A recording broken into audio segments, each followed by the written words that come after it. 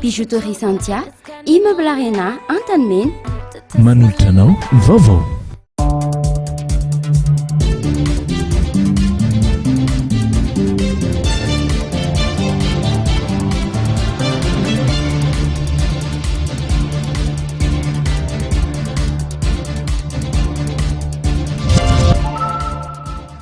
Ampitiavarandray ry mpijery ajaina nisy dia nitokatrano amin'izao alatsinainy fahatelo ny volana oktobra 2024 izao miara-patompoka lafinaritra tompoko vavy manasantsika ny tokatrano any anaraka hatramin'ny farany ny fotoana ny fampalalam-baovao eto amin'ny fahita lavitra matv avy hatrany ary teo amin'ny tontolo ny fitateram-bahoaka no hidirantsika voalohany manomboka rahampitso talata 4 oktobra 2024 hiakatra ho 500 ariary ny sarandalana araka ny tapaka tao aorian'ny fivorian'ireo mpikambana ao amin'ny fivondronana ny mpitatitra eto andrenivohitra na ny UCTU izany io atoandrio anefa dia efa nisy ireo mpanjifa nampiseho ny tsy fankasitrahana izany fanapa-kevitra izany tia ny soarany teny no niseho izay zavatra izay andeha ho jerentsika ny sary.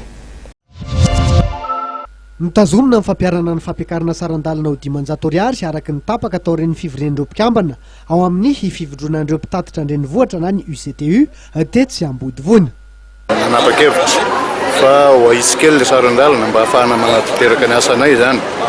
satria raha io ny amin'ny fanjakana io raha ariary zao tapitomboana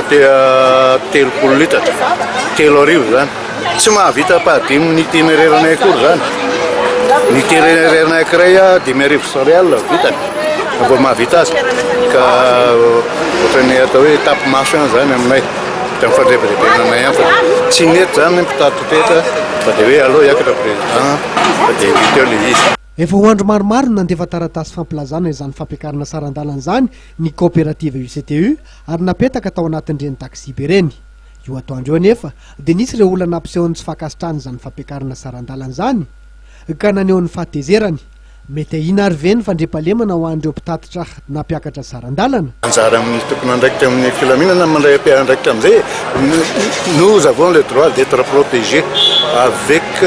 atao hoe ny fanananay zany dia ny angatahana hoe aoka mba ilamina isika. Nilaza trano ny filohan'ny UCTU fa efa tafiditra ao anatin'ny fampiakarana sarandalana ny fanatsarana ny kalitaon'ny fandraharana ara-pitaterana mba hanomezana fahafapo ireo mpanjifa.